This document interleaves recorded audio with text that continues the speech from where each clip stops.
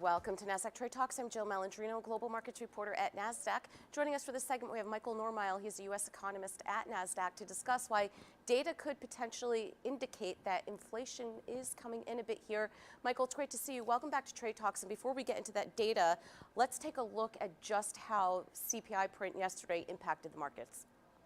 Sure. Well, so it disappointed. It came in higher than expected, and that led to the worst one-day sell-off since June 2020, where we saw the major equities indices drop 4 to 5% after 4 days of gains, and the 10-year Treasury yield moved back above 3.4%, nearing the high that we saw in June.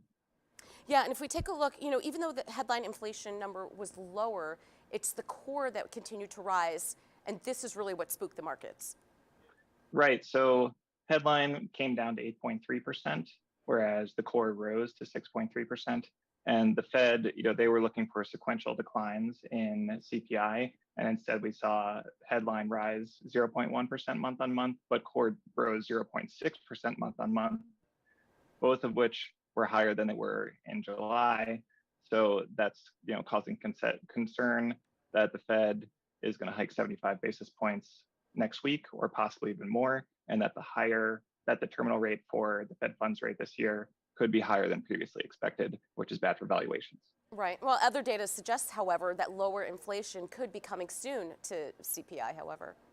Sure. Yeah. So the reason that headline fell was because energy pushed it down, falling 5% month on month.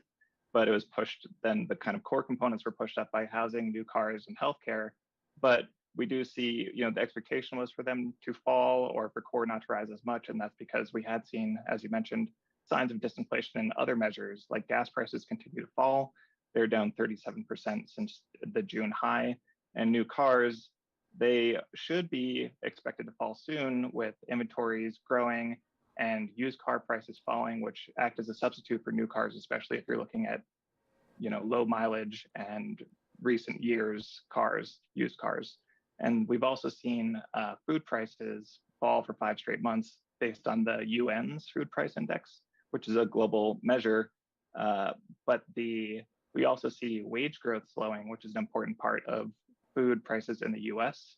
And they've been slowing, depending on which metric you're looking at.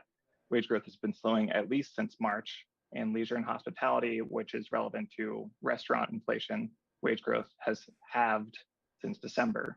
So that's going to put, those few factors are going to lead to disinflation, in the coming months. And on your final chart here, we can see that housing inflation continues to rise, even though home prices have come back in a bit here. So explain to us what you think is happening there.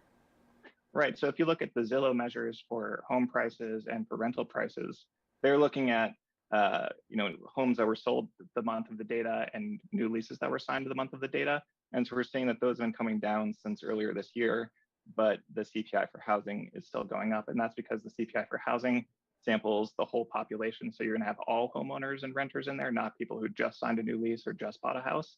So that's why it lags turns in the Zillow measures. But with those turning down, you should at least start getting downward pressure on home prices and rental inflation from the new leases and new homes, or newly sold homes. All right, Michael, appreciate the insight as always. Thanks for joining us on Trade Talks. I'm Jill Malandrino, global markets reporter at Nasdaq.